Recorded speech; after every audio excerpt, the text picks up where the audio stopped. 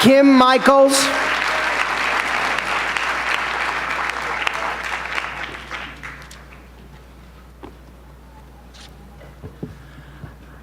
Whoops. Hi, my name is Kim Michaels, and I'm also a member of NYRAD, New York Residents Against Drilling. I am also a landowner in Shenango County. I have an Afton address, but I'm considered Coventry, so I'm in the southern tier area. And one thing I would like to ask is that the SGEIS and also this moratorium should not include only high-volume horizontal hydrofracking, but also all drilling and all hydrofracking, which is continuing as we speak. And the contamination and the accidents are happening. Nobody hears about it, even when people make complaints to the DEC. If there's problems with water contamination, North Brookfield, Big Flats, New York. I've recently noticed some issues in the stream that runs through our property, and contacted the DEC. They said it was naturally occurring. I've lived here since, my family moved there since I was 7. It's not natural. One thing that several people have mentioned is a lot of people have been fooled at this point, told that this is going to be done safely and responsibly. A lot of the contamination issues have been kept out of the newspapers. People are finding out about it, and Senator Libous, Governor Cuomo, I hope they realize that they can be considered heroes here if they do something to protect us, or they can go the other route and ultimately be remembered as being the leaders that allowed us to be poisoned and defrauded. It's not only compulsory integration, our property rights are being taken from us, but also with these pipelines. These transmission companies are being allowed to gain public utility status and basically make use of our properties, put us in danger with leaking pipelines, compressor stations and whatnot. And this is air quality, as has been mentioned already. It's not just water. Air quality is a huge issue. People in other states, Pennsylvania, Texas, you're hearing about the same things, same health issues, nosebleeds, headaches. That's just the start of it. People are getting sick, and it's like nobody cares. And then on top of it, they have a hard time even getting medical help to address these issues. Their insurance companies won't cover it because they don't know what they're looking for. The regular insurance doesn't cover these type of health problems. The people need to be protected, and none of these issues are being addressed by the revised draft SGEIS, and somebody needs to do something to protect us. Thank you. Thank you. You can leave your statement if you want. Don Nevin.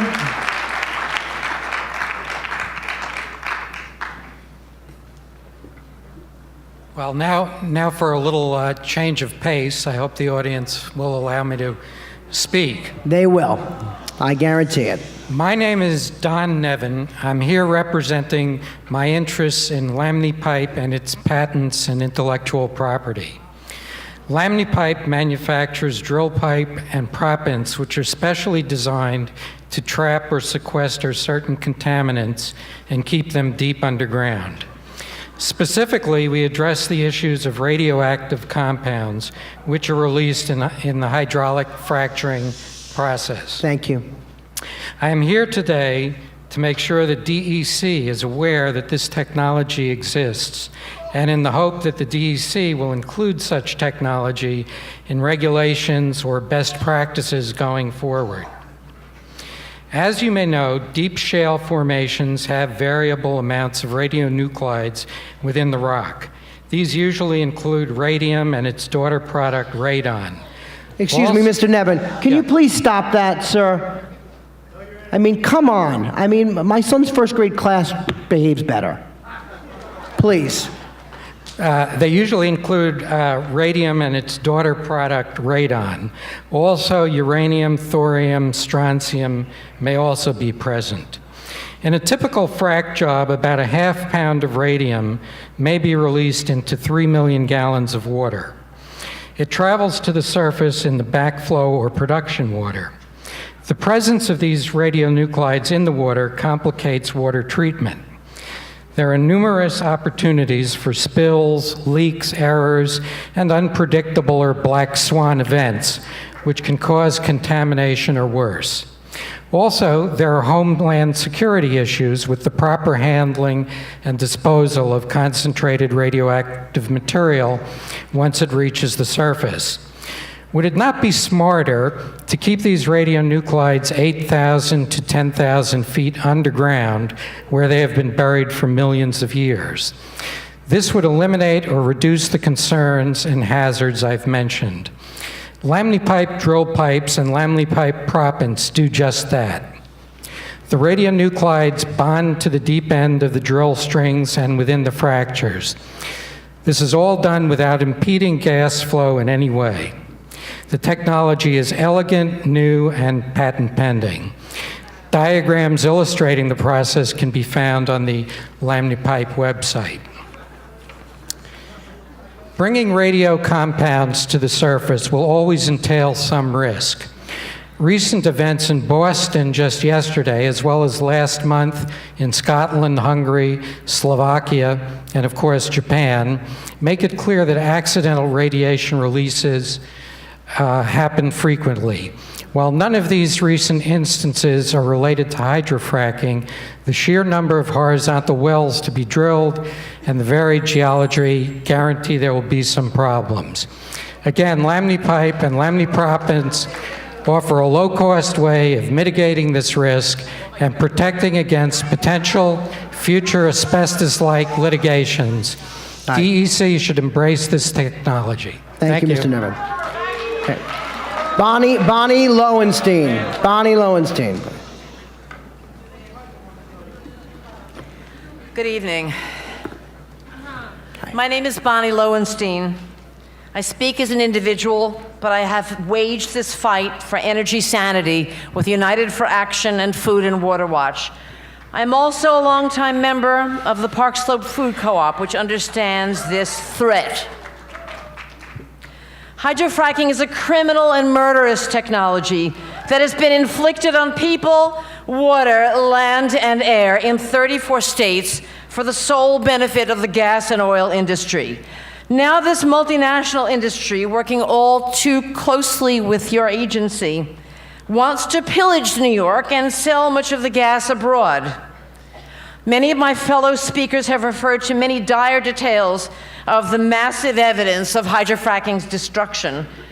You are supposedly about environmental conservation, yet your whole process is a colossal handout to industry and an assault on science, regional environment, the already damaged climate, and humanity.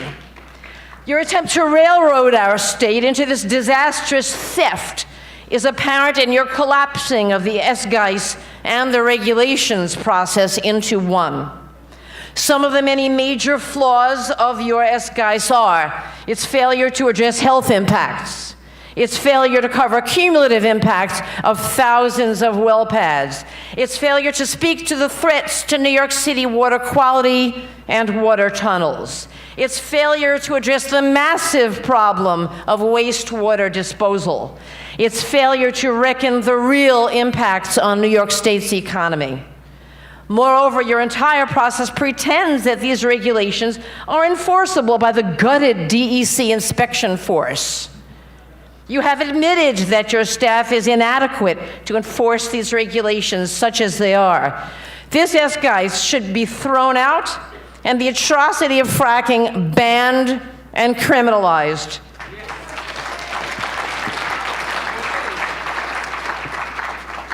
Governor Cuomo, this is for you too. We know you're listening. Thank you. At this point, we're going to take a brief 10-minute break. Don't worry, we're going to make up the time after. We will go a little bit extra beyond 9 o'clock, but we need to take a quick break for the stenographer who's been working all day. So, but please, we're going to start promptly in 10 minutes, which by my watch would be 8 o'clock. Point, I would like to have the following speakers come down and sit in the very first row. All right, thanks. I will only call your name once, so please listen carefully. David Morris, Claire Donahue, I believe this is Lise Walker, John Pope, Alice Joyce, Jove Laria, Robert Kraus.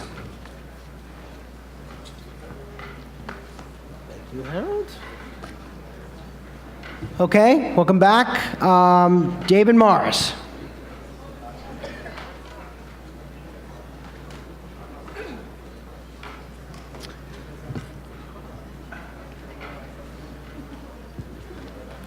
Sorry, hi. My name is David Morris. I've been making a movie about this. It's called Frack. Somebody actually gave me their speaking card tonight, so this is the first time I've had the pleasure of being on the wrong side of the camera. I've been lucky enough to spend a lot of time on the banks of the Upper Delaware, and I just wanted to say something that I haven't really heard tonight, and that is that the DEC has been a great protector of water up there. You know, the neighbors complain about there because they have to wait months for a permit to haul a tree that fell down, died in the creek behind their house. That's the kind of granular regulation that the DEC has done there, and it's been fantastic. They've been fantastic stewards of water in that area. But, and of course, with all due respect, my concern is that I think this might be a bit too much for you to regulate right now. I've been filming these hearings for over 2 years now, and I've been driving all across the Marcellus region. When they gave me the speaking card, I said, I don't know what to say. And they said, well, just, speak from the heart, say something. Talk about something that you've seen. And the first thing I thought of was a place in southwest Pennsylvania called Dunkard Creek. And I said, oh, don't bring that up because so much has been written about it, and it's very complicated. But in the time I have, I'm going to take a stab at it. 43 miles of stream killed, not a fish, insect, bird, or frog left in the river. I drove along that creek for almost as far as I could, maybe 30-something miles of it, hanging off the side of a truck with my camera. Nothing was alive there. It turns out that it was traced to water coming out of an old mine, a bloom of golden algae, which only lives in the south. If you might try driving around there and see how many trucks that have Arkansas and Texas license plates. Also, the water was so briny, that was the only way this stuff was allowed to thrive, because this water could only have come from one place. It didn't come from an old mine. It came from what they were dumping in an old mine. It was trucks that were driving and dumping brine water in there. No, we never found out where it came from. DEP was investigating in Pennsylvania. The then Attorney General, Tom Corbett, had it taken over as a criminal investigation, and we never heard another thing about it. So my question is, do you have the power to regulate? You do. But do you have the power, the resources to enforce what's going to be happening? Do you have the resources to follow around trucks? I spoke with people who worked for Chesapeake, worked for energy services, who were told to drive around at night, to do their dumping at night. They were told to cover up spills. Do you have the resources to follow around trucks at night? I don't think so. Thank you, Mr. Morris. Claire Donahue. Thank you, sir.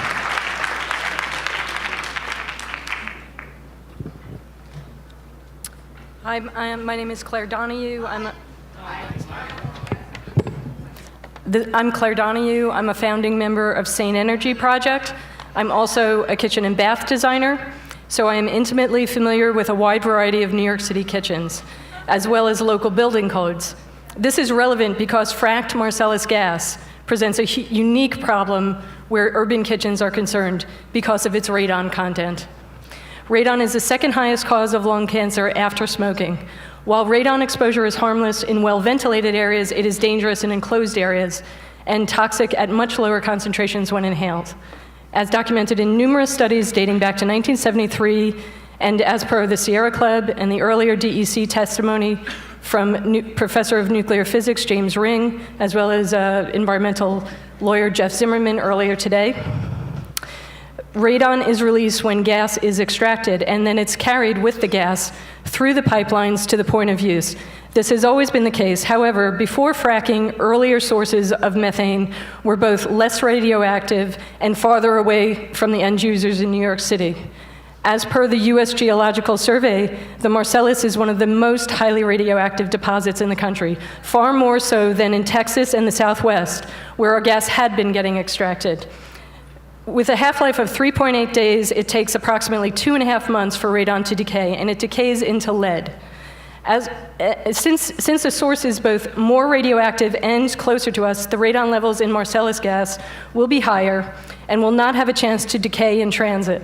This would be especially true during winter months when the demand for gas is greater, delivery through pipelines is faster, and apartment windows more likely to be closed. The likelihood of residents inhaling radon while cooking or doing laundry increases dramatically. Add to this the typically tiny New York City apartment kitchen. Most are without a window and with recirculating, not vented hoods.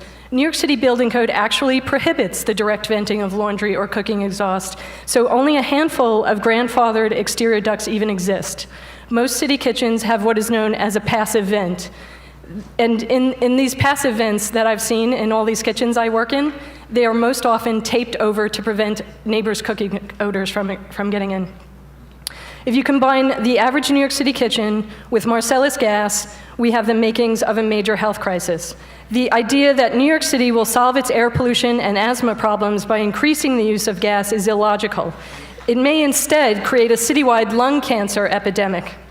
This will be true even if New York State disallows fracking, because projects like the proposed Spectra pipeline could still deliver fracked gas from Pennsylvania. Within a very short time frame, the gas supply to New York City could be entirely from locally fracked, high radon sources. That is just one of the hundreds of reasons why it is not enough. I'll be through it in a minute. That is just one of the hundreds of reasons why it is not enough to regulate drilling. It is not enough even to ban fracking in New York State. Fracking must be outlawed in all 50 states. Thank you. Lise Walker.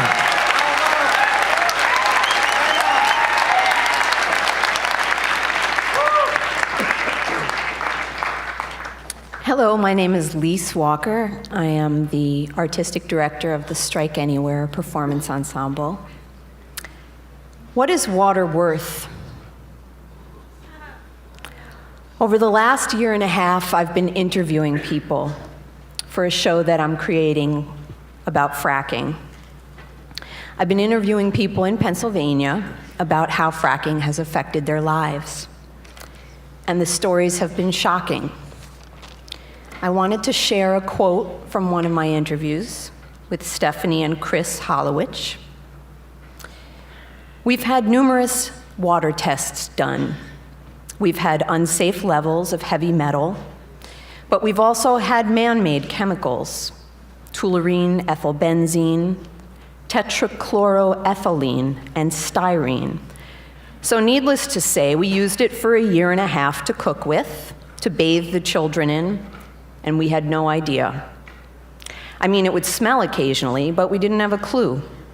The dogs were getting sick, and that was our warning sign. We dropped about $5,000, $6,000 just last year alone on water. And our water well has an outstandingly large amount of water in it.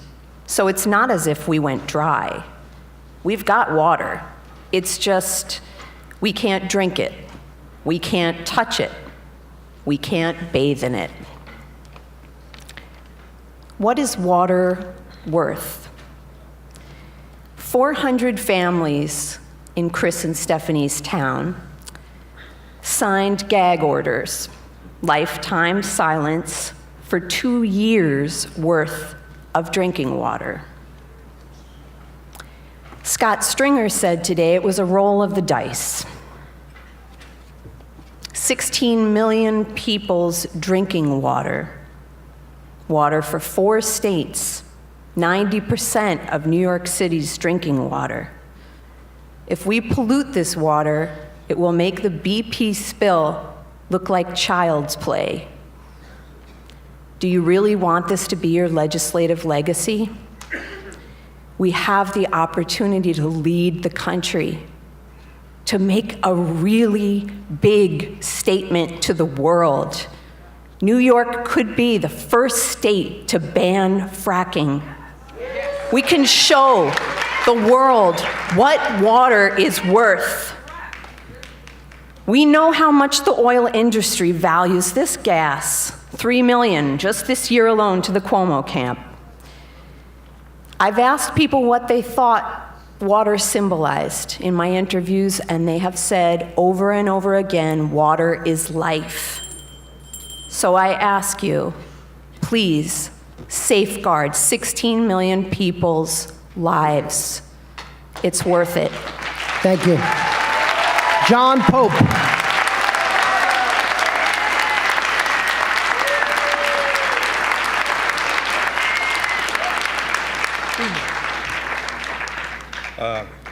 Hi, my name is John Pope, and A little closer to the microphone, Mr. sorry.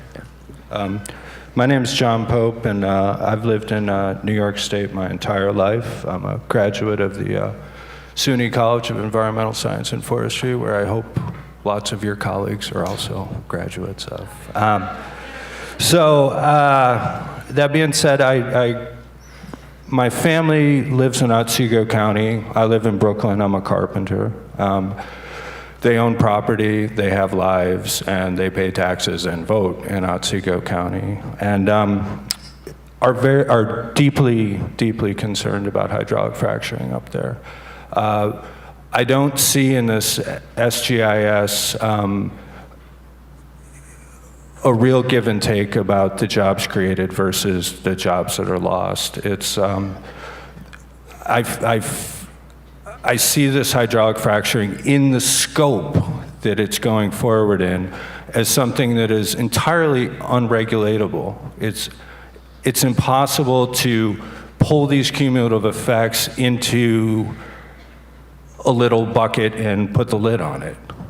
I don't see in this SGEIS a real commitment to the roads, and the reason I say that is these are small roads, they're not built for heavy trucks, and the Department of Transportation and the DEC seem to be at odds about what this all means, and I would ask you to really explore that, but I think at the base of all of this, it is impossible to regulate this practice at the scope and scale that the state wishes to go forward. And I think the only realistic answer to this question is to put a ban on hydraulic fracturing. The last speaker so eloquently said, we could be the first. We could lead the nation in local organic production, we could lead the nation in tourism, or we could be a fiefdom of the oil and gas industry where all our political decisions are based on their needs. And that's what I see in this SGEIS. I don't see my mom's well in this SGEIS. Thank you for your time. Thank you. Alice Joyce.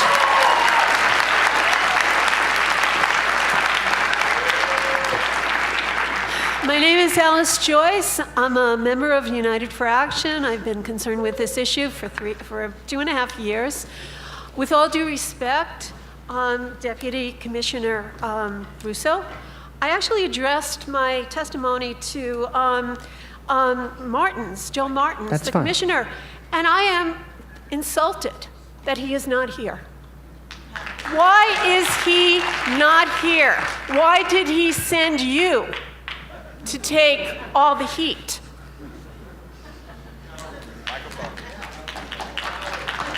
Okay, so I am addressing this to him. Please don't take any offense. Okay.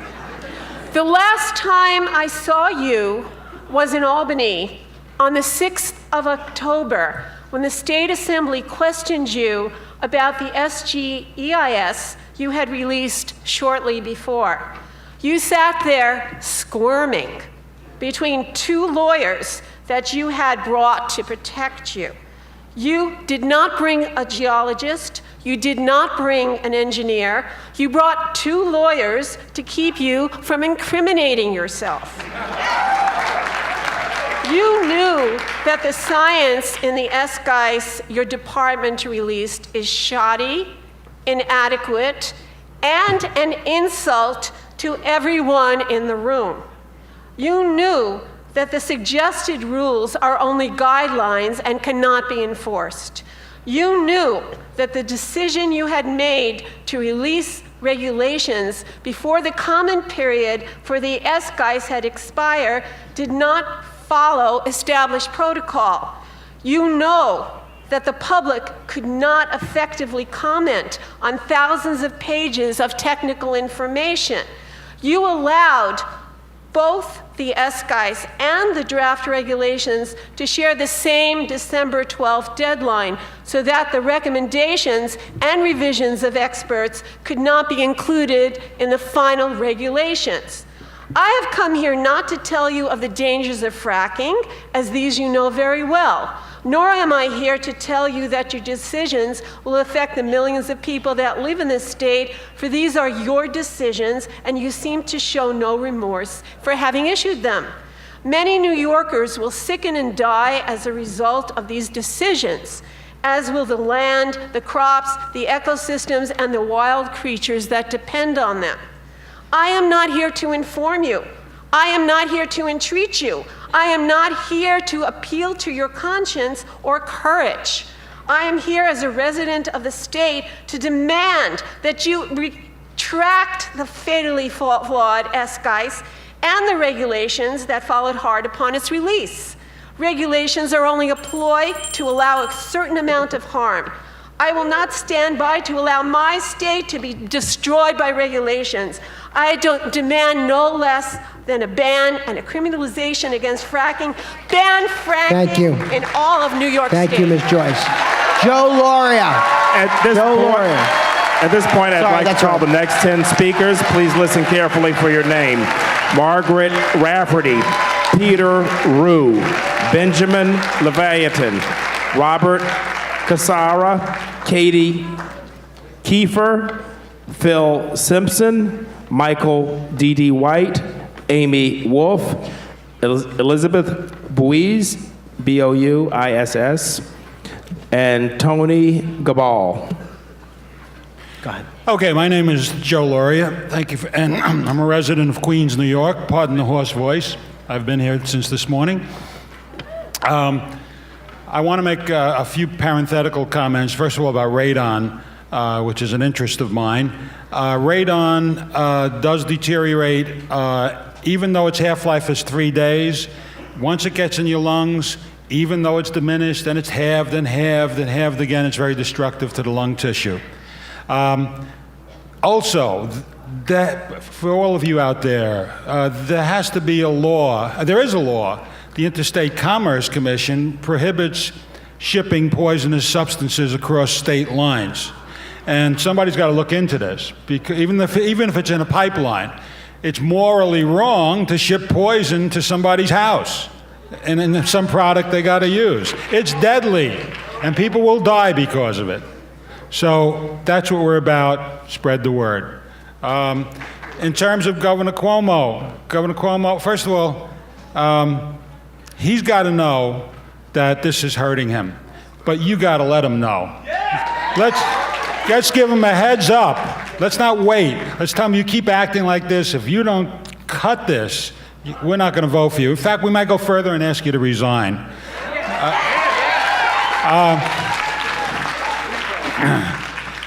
I looked up in the Department of Health website. They had a whole beautiful map of radon. They took the trouble to go to each house and measure it, a sampling of houses all across the state. And all of Marcellus Shale has a radon problem, and part of it is related to the Marcellus Shale itself. And I believe, I can't prove this, that the radon does radiate up and percolate up through the shale. I'm not allowed to use props. I brought a big, beautiful map, which I can't use. But I want you to think of New York State as a whole, and the Marcellus Shale is the lower half. That's why it's called the southern tier. This, not counting New York and Westchester. This is where all the action is because it covers the Marcellus Shale. This is where the action has always been. There have been wells here before. And I heard something about abandoned wells, so I went to the DEC website. And lo and behold, this was the old DEC, no offense. It gave a beautiful description. I hope it's not removed.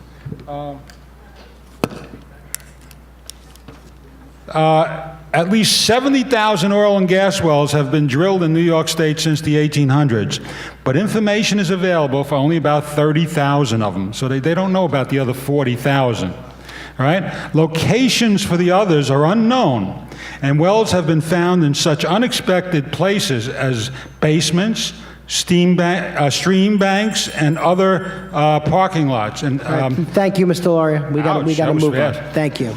Thank you. Robert Kraus.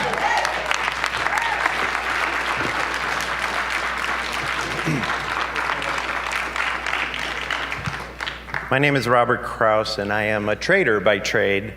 I often amazed at some idiots who take the other side of some of these trades. But anyhow, I'd like to say two words.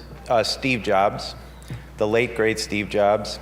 If you were God and could give him his life back for another 50 years, but the deal is that you take all of his money, and he was worth about $8 billion. Which way do you think he would go?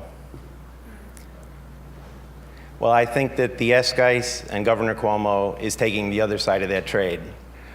I'm often amazed at how stupid some traders are. We know it can make you sick, but look at the money. We know it can give you cancer, but look at the money. It could kill you, but look at the money. There's only one good reason to do this, and that's for the money.